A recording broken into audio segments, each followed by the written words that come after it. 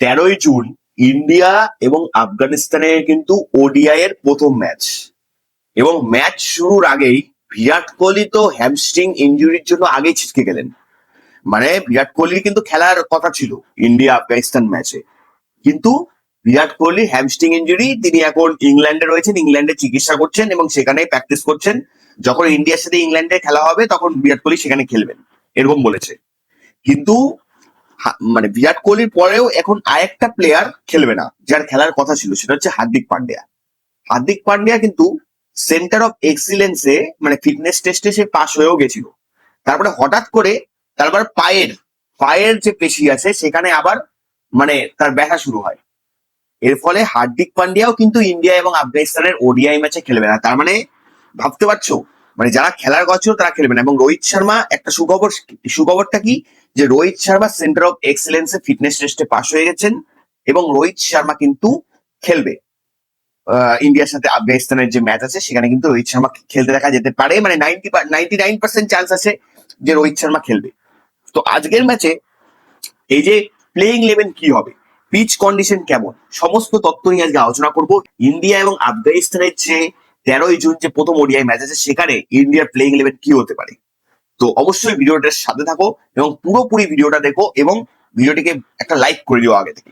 দেখো, প্রথম আমি তোমাদের বলি, প্লেইং 11 বলার আগে তোমাদের আমি বলবো যে ভারতের মানে যেখানে খেলা হচ্ছে সেখানে কেমন পিচ কন্ডিশন কেমন। দেখো, যেখানে খেলা হচ্ছে সেটা হচ্ছে Himachal Pradesh cricket association stadium, ঠিক আছে, ধর্মশালায়। মানে একটা কি বলবো, ম্যাচটা খেলা হচ্ছে হিমাচলের যে প্রদেশ আছে ধর্মশালা, অপরূপ একটি স্টেডিয়াম, ঠিক আছে, এইচপিসি স্টেডিয়াম। দেখো, এখানে খেলা কটা থেকে শুরু হবে, দুপুর 1:30 থেকে খেলা মোটামুটি শুরু হবে। এবং ম্যাচের পরিবেশ এবং পিচ কন্ডিশনটা কেমন দেখো। দেখো, ধর্মশালা যে এই মাঠটা আছে এটা একটা পাহাড়ের কোলে অবস্থিত একটা মাঠ, ঠিক আছে, পাহাড়ের কোলে অবস্থিত। এখানে আবহাওয়া কিন্তু সময় ঠান্ডা থাকবে। এবার আবহাওয়া যদি ঠান্ডা থাকে ভাই, তাহলে কি হবে, আবহাওয়া ঠান্ডা থাকলে পিচের সুইং বেশি হবে।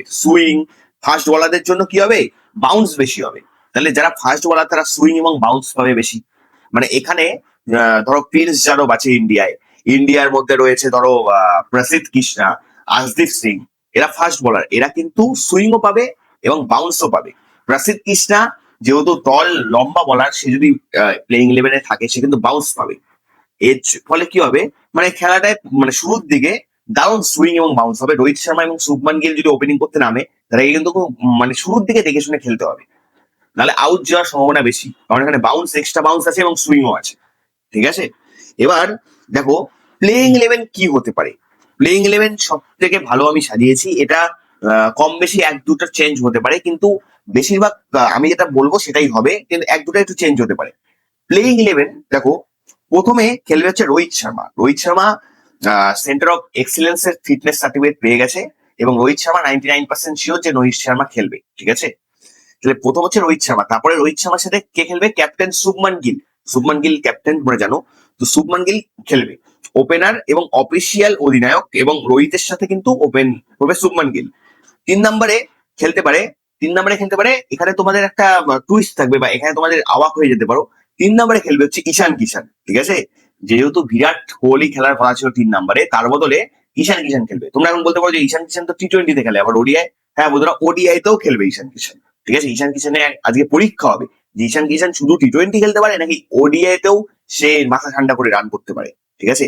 বা ঈশান কিষানই বেশিরভাগ খেলার চান্স, জয়সওয়ালের খেলার চান্স নেই। যদি রোহিত শর্মা না খেলে তাহলে হয়তো ওপেনিং করবে জয়সওয়াল, কিন্তু জয়সওয়াল 3 নম্বরে মনে হয় না জয়সওয়ালকে নেওয়া হবে, ঠিক আছে। 4 নম্বরে যে ভালো পজিশন সে হচ্ছে শ্রেয়াস আয়ার, মানে যে এখন মানে কি বলবো ভাইস ক্যাপ্টেন, এবং যখন টি20 খেলা হবে ইংল্যান্ডের সাথে এবং আয়ারল্যান্ডের সাথে যে ক্যাপ্টেন হবে সেই শ্রেয়াস আয়ার, ঠিক আছে, 4 নম্বরে নামবে।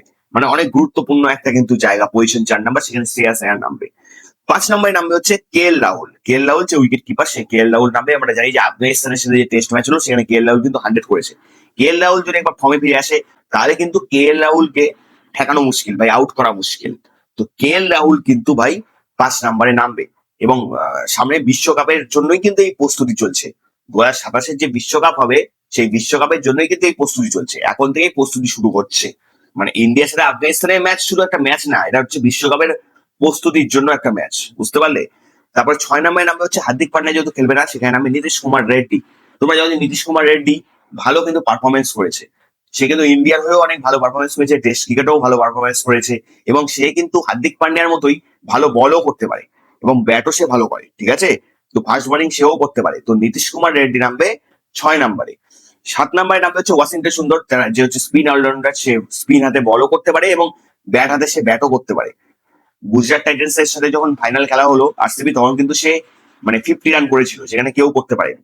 তো ওয়াশিংটন সুন্দর নামবে 7 নম্বরে। 8 নম্বরে কুলদীপ যাদব, যে আর কি চায়নাম্যান বলার, মানে যখন তখন ম্যাচের মোড় ঘুরিয়ে দিতে পারে, সেই কুলদীপ যাদবকে রাখতে হবে, এবং কুলদীপ যাদব কিন্তু 8 নম্বরে খেলবে।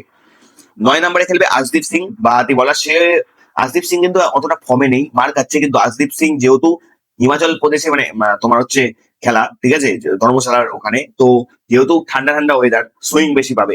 তো আশদীপ সিং কিন্তু বড় ভূমিকা পালন করতে পারে, কারণ আশদীপ সিং এর প্রথম বলে সুইং হয়। তো যেহেতু সুইং হবে ওই পিচে, তো আশদীপ সিং এর মানে একটা বড় ভূমিকা তো রয়েছেই বন্ধুরা। তারপরে 10 নম্বরে হচ্ছে প্রসিদ্ধ কৃষ্ণা। প্রসিদ্ধ কৃষ্ণা আমি একটু আগেই বললাম যে যেহেতু সুইং এবং বাউন্স রয়েছে পিচে, তো আশদীপ সিং এবং প্রসিদ্ধ কৃষ্ণা দুজনেই গুরুত্বপূর্ণ বলার। প্রসিদ্ধ কৃষ্ণার বাউন্স এবং আশদীপ সিং এর সুইং দারুণ হবে, ম্যাচটা দেখে মজা পাবো। যখন একটা ম্যাচে বা একটা যখন বল করতেছে, যখন সুইং হয় না, আরো দেখে মজা পাই। যাই হোক, আর 11 নম্বরে হচ্ছে প্রিন্স যাদব। প্রিন্স যাদব তোমরা জানো যে লখনৌ সুপার জায়ান্টের হয়ে খেলেছে, দারুণ প্লেয়ার, দারুণ আইপিএল ছন্দে ছিল। তো তাকে একবার সুযোগ দেওয়া হোক, কারণ ভারতীয় টিমে জাসপ্রীত বুমরার উপর কতদিন আর ভরসা করবে। এখন নতুন নতুন প্লেয়ারদের তৈরি করতে হবে বিশ্বকাপের আগে, যে কোন নতুন প্লেয়ারকে খেলানো যায়। আর একটা প্লেসার আছে গুন্নুর ব্রাড, ওকে তোমার হচ্ছে ইন্ডিয়ার সাথে আফগানিস্তানের টেস্ট ম্যাচে নেওয়া হয়েছিল, কিন্তু স্কোয়াডে রাখা হয়েছিল, কিন্তু খেলানো হয়নি। আমি চাই যে গুন্নুর ব্রাডকেও একটা অন্তত ম্যাচ ওডিআই এর, ইন্ডিয়ার সাথে আফগানিস্তান ওডিআই এর একটা অন্তত ম্যাচ গুন্নুর ব্রাডকে খেলানো হোক। কারণ সবাইকে ভাই পরীক্ষা করা দরকার যে কে ভালো খেলে। কারণ বিশ্বকাপ আসছে, যদি গুন্নুর ব্রাড ভালো প্লেয়ার বেরিয়ে যায়, তাহলে তাকে দিয়ে আরো বল করানো দরকার, ঠিক আছে। তো এই হচ্ছে ব্যাপার। তো কিন্তু খারাপ লাগছে একটাই কথা ভেবে, যে ভুবনেশ্বর কুমারের মতো প্লেয়ার, যে ম্যাচে যে পিচে সুইং আছে, সেই পিছে ভুবনেশ্বর কুমারের কথা খুব মনে পড়ছে, এটা হচ্ছে মেন কথা। আর তোমার আর বাদ বাকি তো তোমাদের বলেই দিলাম, রোহিত শর্মা খেলবে আশা করি, সুখবর এটাই। কিন্তু দুঃখের খবর যে হার্দিক পান্ডিয়া খেলবে না।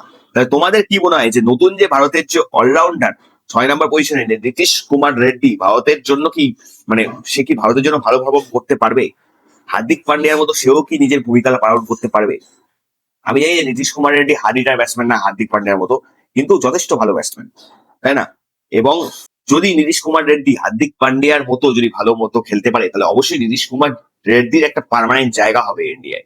তোমাদের কি মনে হয় যে নীতিশ কুমার রেড্ডি কি ভালো পারফরমেন্স করতে পারবে হার্দিক পান্ডিয়ার জায়গায়? অবশ্যই কমেন্ট করে জানাও। এবং আজকের ভিডিওটা কেমন লাগলো সেটাও কমেন্ট করে জানিও। তোমার সাথে আমার দেখা হচ্ছে আবার নেক্সট ভিডিওতে।